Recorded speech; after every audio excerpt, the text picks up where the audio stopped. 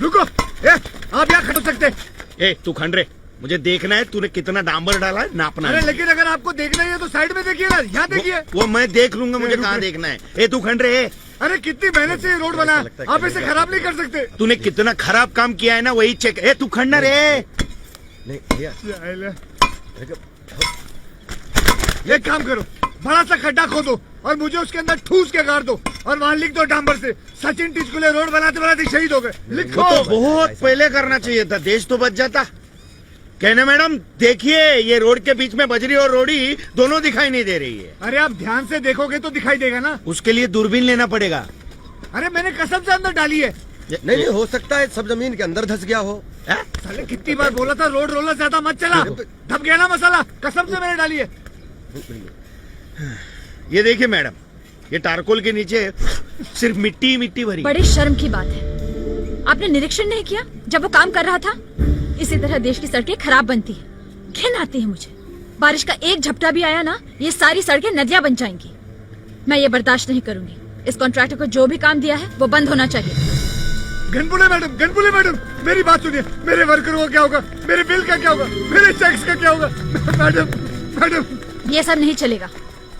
इस तरह की धोखेबाजी बंद करनी पड़ेगी। जाके ये सब किसी गधे को सुनाना। वही कर रही हूँ। बहुत घमंडी हो गई है तू। जबान संभाल के बात करो। तू मुझे नहीं जानती है, टपोरी हूँ मैं। मेरे पास खोने के लिए कुछ नहीं है। मेरे लिए तो आसमान छत है और जमीन घर है। याद रखना, जली को टिचकुले कहते हैं और बुझी को गणपुले कहते हैं। तू कोई भी होगा, टिचकुले या पिचकुले, मुझे कोई फर्क नहीं पड़ता। मैडम आप रहने दीजिए ना, लफंगे के मुंह मत लगे। चल गाड़ी जाओ दे। चल जीजू बीजू घर पे चल। तो मैं भी देखता हूँ यहाँ से घर कैसे जाते हैं। चले। रंगीला, पहले आप लेटो, मैं देखना चाहता हूँ। आजा। पहले आप लेटो। चलाओ मेरे पे गाड़ी। आओ। गाड़ी बैक करके ले गए। अरे रंगीला, क्या करेंगे? लेना, घर की चाबी टेबल पर पड़ी है। जब ऑफिस जाओगी तो लेती जाना। चलो, हाँ। ऑलरेडी लेट है हम लोग। चल रहे फटाफट चलो।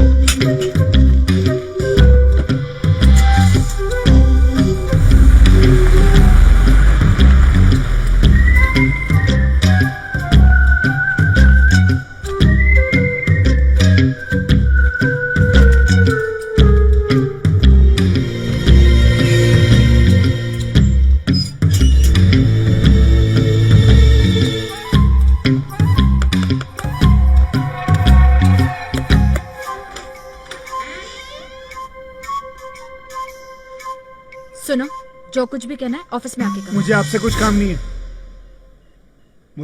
काम नहीं है। गनपुले भाई साहब है घर पे?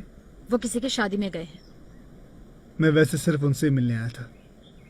वो आदमी नहीं, बेसिकली महापुरुष है वो। जितना बड़ा उनका शरीर है उतना बड़ा उनका दिल है। मेरे मजदूर भूखे प्यासे तड़पते रहते थे, तब उन्होंने पैसे देकर उनकी मदद की है। और हाँ, मैंने जो देश विकास का काम जो है, ये धंधा पानी छोड़ दिया है। तुम्हारे जैसे लोगों के सामने हाथ फैलाने से अच्छा है कि सड़क पर खड़े होकर भीख मांगू। कम से कम चौवन्नी तो मिलेगी। एक बात में तुम समझती क्या अपने आप को? तुमको क्या लगता है एक दिन सुबह उठ के तुम अपनी सच्चाई और ईमानदारी से देश को बदल दोगी? बताओ, यहाँ कौन सा ऐसा कॉन्ट्रैक्टर है जो दूध का धुला हुआ? बताओ। वो मेरी परेशानी नहीं है। हाँ। यहाँ पे इंजीनियर्स हैं निरीक्षण करने के लिए, अकाउंट्स डिपार्टमेंट है हिसाब किताब करने के लिए, क्लेरिकल स्टाफ है बिल्स तैयार करने के लिए। ये सब हो जाने के बाद साइन करने के लिए बिल्स आते हैं मेरे पास। उन सब की दलीलें सुनना मेरा फर्ज है। ऐसा मत समझो कि तुमसे दुश्मनी निकालने के लिए मैं तुम्हारे खिलाफ कोई कार्रवाई कर रही हूँ। इस देश का सबसे बड़ा शराब है ब्यूरोक्रेसी। छोड़ो, मुझसे तुम्हें क्या लेना देना। मैं जा रहा हूँ ये शहर छोड़ के, लेकिन गनपुले भैया के साथ कुछ नाइंसाफी नहीं होनी चाहिए। मैंने कुछ पैसे उधार लिए थे, दे के जा रहा हूँ, दे देना उनको। और साथ में ये कह देना कि उनकी दरिया दिली हमेशा याद रखूँ मैं। जयराम जी की।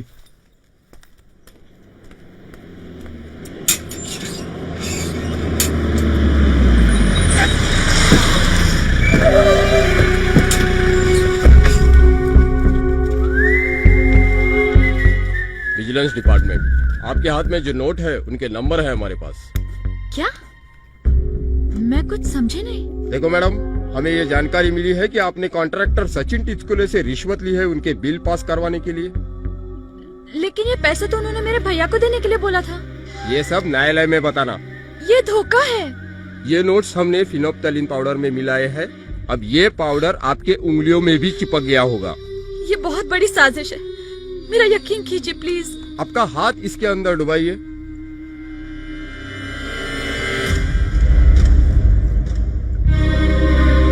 सॉरी मैडम, हमें आपको गिरफ्तार करना होगा। अरेस्टर। म्युनिसिपल कमिश्नर रिश्वत लेने के जुर्म में गिरफ्तार।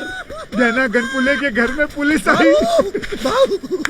एक जबरदस्त खुशखबरी लाया हूँ। अब किसको छेड़ के आया साले? नहीं नहीं नहीं नहीं, एकदम फाड़ू। पता है, आप सुनोगे तो ही गिर बता। जाओगे। वो म्युनिसिपल कमिश्नर है ना, हाँ। उसने आत्महत्या कर ली। बहू अस्पताल में आखिरी सांसें गिन रही है। डॉक्टर ने बोला अब उसका बाप भी उसको नहीं बचा सकता।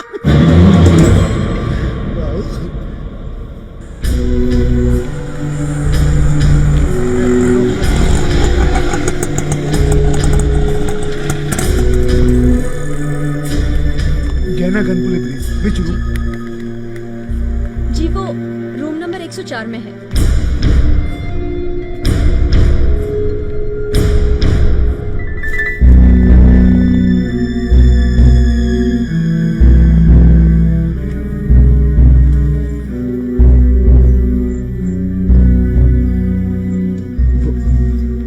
जी गहना कैसी है? जी वो अब खतरे से बाहर है। ओके।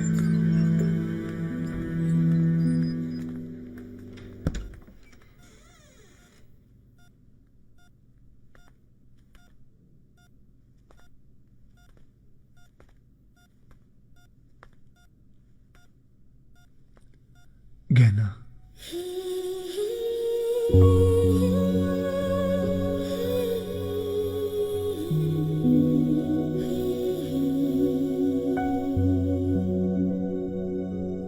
मैंने कभी सोचा नहीं था कि बात इस हद तक पहुंच जाएगी। मैं तुमसे माफी मांगने के लिए नहीं आया हूं, क्योंकि मैं जानता हूं जो गुनाह मैंने किया वो माफी के लायक ही नहीं है। कुछ पल के लिए अंधा हो गया था मैं, पर यह सब करके जो ठेस तुमने मुझे पहुंचाई है उससे बड़ी सजा और क्या हो सकती है? पता, तुमसे अलग होने के बाद अभी तक जिंदगी में कुछ बन नहीं सका, और कुछ सालों के बाद जब हम मिले तो वो भी किस हालात में। सच बताओ तो तुमसे मिलने के बाद मैं अपने आप को बहुत छोटा महसूस करने लगा हूं। कॉलेज के उस हादसे के बाद मुझे कॉलेज से निकाल दिया गया। अपने परिवार वालों के लिए नासूर बन गया था मैं।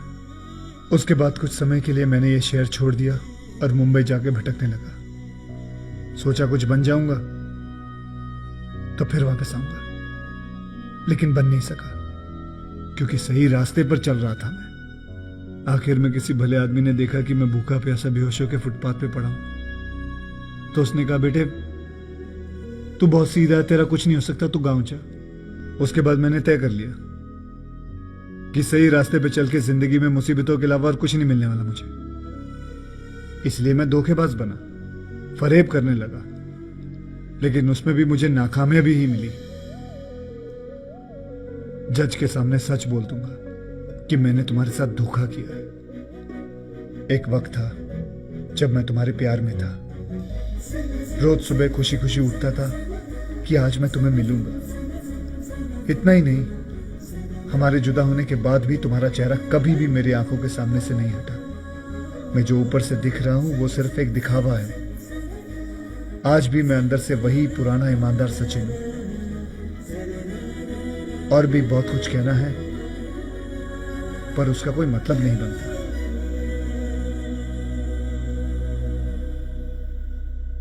मैं सिर्फ ये पूछने आया हूं, क्या तुम अपने पुराने सचिन को माफ कर सकती हो?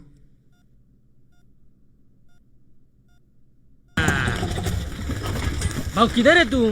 तुम्हारा फोन भी ऑफ बता रहा है। तो क्या करूं? जिनसे उधार लेने उनके हर 5 मिनट में फोन पे फोन आते रहते हैं, और जिनसे पैसे लेने वो फोन नहीं उठाते, तो फोन तो बंद ही करूंगा ना। अरे तुम्हारी बहन का फोन आया था मेरे पे, वो तुमसे मिलना चाहती है। अभी देख लो कैसा क्या तू।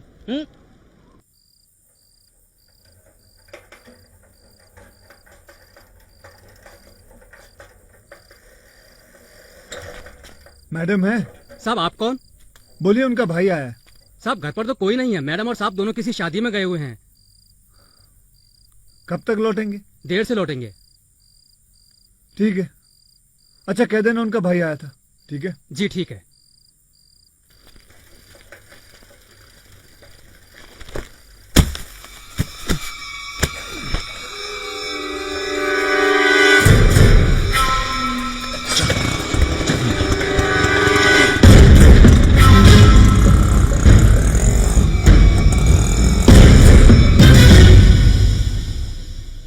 भाव को कौन बताएगा?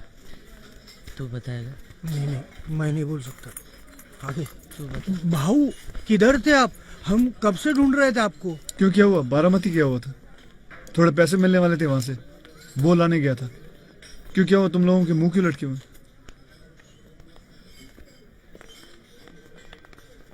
क्या हुआ? भाऊ, भाऊ वो आगे तो बोल भाऊ। क्या आपकी बहन क्या हुआ? अंजलि। क्या हुआ उसको? क्या हुआ? पता नहीं चला, खाली बोला कि स्टव फट गया।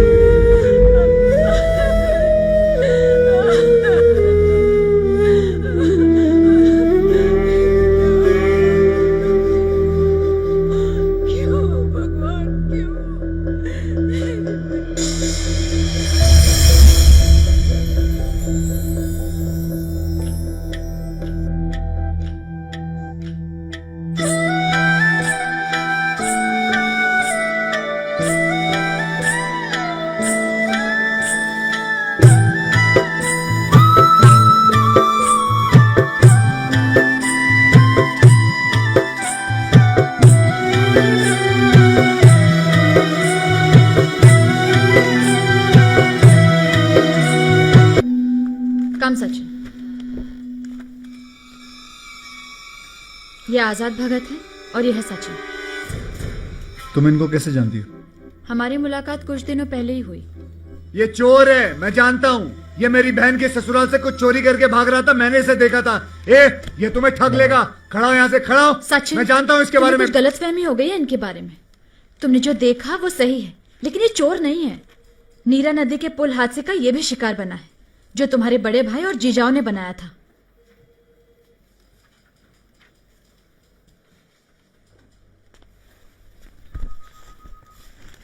आजाद मुझसे मदद मांगने आए हैं। जो अत्याचार और कांड यहाँ पे हो रहे हैं उनका पर्दाफाश करने के लिए। ये देखो।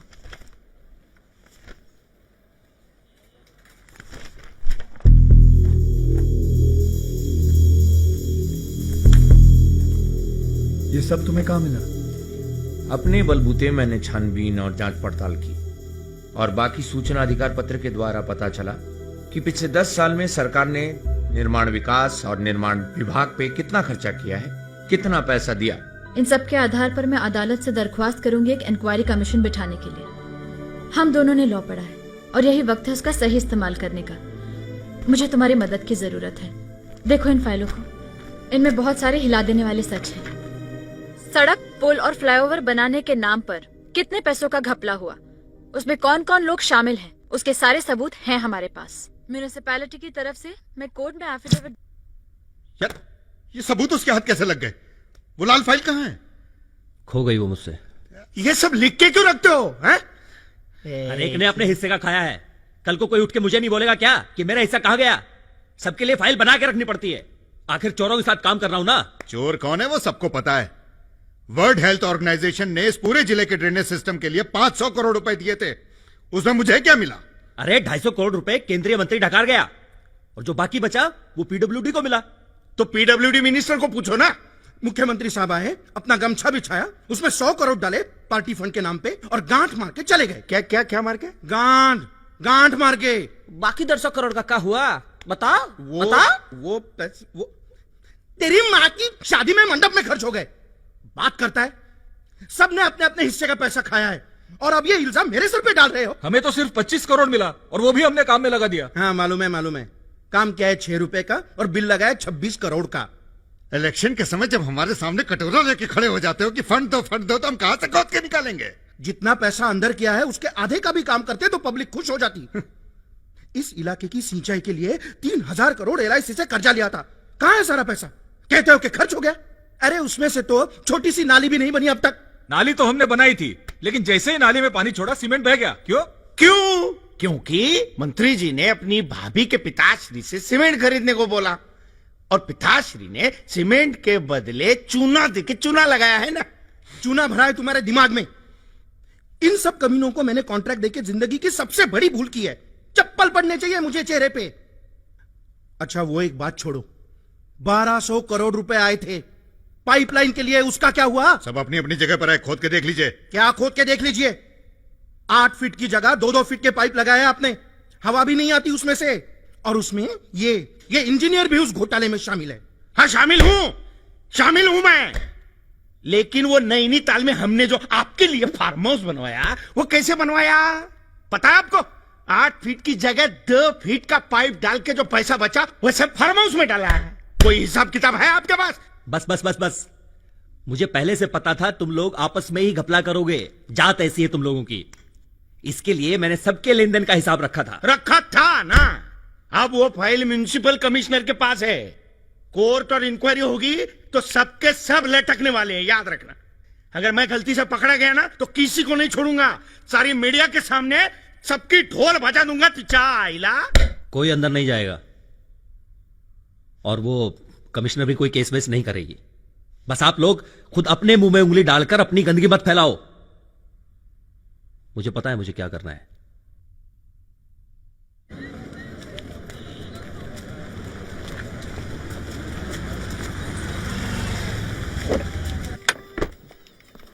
Good morning madam. ये है मैडम और ये मिस्टर देशमुख हैं। आज से आपकी कुर्सी ये संभालेंगे। लेकिन मुझे तो किसी ने नहीं बताया इस बारे में। मुझे कुछ नहीं मालूम। ये मेरा अपॉइंटमेंट लेटर है। आपका तबादला हो गया मैडम। पता नहीं कहां आपके घर पे लेटर आ जाएगा। Happy send off. अगर सच खुल गया तो बहुत से बड़े बड़े नाम बाहर आ जाएंगे। इसीलिए उन्होंने मेरा ट्रांसफर करवा दिया। नया कमिश्नर आपकी कोई मदद नहीं करेगा क्योंकि वो उनका आदमी है। मुझे किसी की मदद की जरूरत नहीं है। मैंने केस दर्ज किया हुआ है। सोमवार सुबह जज के सामने सारे सबूत होंगे और बड़ी बड़ी हस्तियां सलाखों के पीछे होगी। मेरे पास उनका पूरा रिकॉर्ड है। सच्चाई और इंसाफ अभी भी इस देश में मौजूद है, लेकिन वो नहीं है। ये सोचकर तुमने अपनी जिंदगी के रास्ते बदल दिए। पर अब इस सचिन को एक मौका है अपने आप को सुधारने का। तुम्हें आजाद का साथ देना होगा।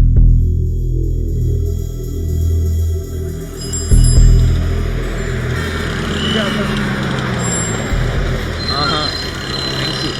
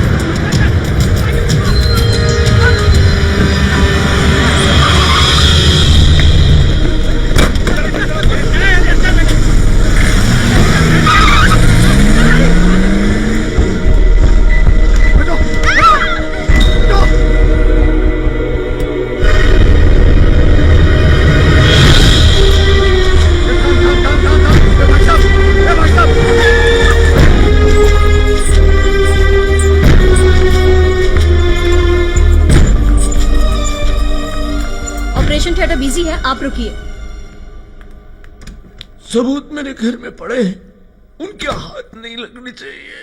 उसकी तुम फिक्र मत करो। सबूत को कोर्ट तक सही सलामत पहुंचाना जरूरी है। तुम्हें करना होगा, लोगों के लिए और तुम्हारे लिए भी। कुछ बातें हैं जो बाद में बताने के लिए मैं शायद जिंदा नहीं बचूंगा। सबूत की खोज में मैं तुम्हारी बहन के घर गया था। याद है वो रात जब तुमने मुझे देखा था? नहीं सर, आप लीजिए, मैं तो बहुत कम लेता हूँ। आप भी लग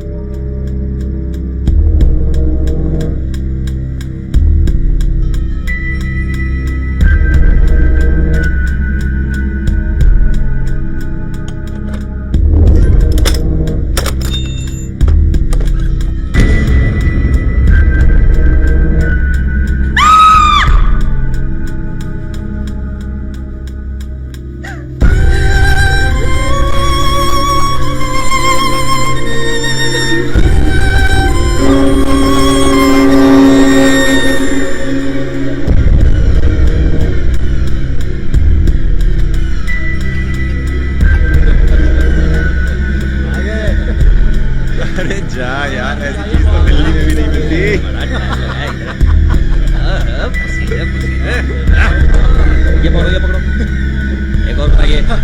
मेरे लिए भाई।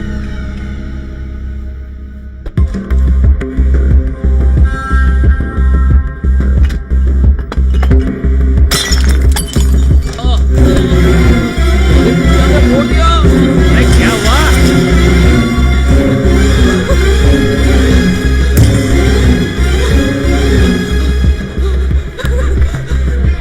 या तो उसने आत्महत्या की होगी, और अगर बच गई होगी तो उसे जान से मार दिया होगा।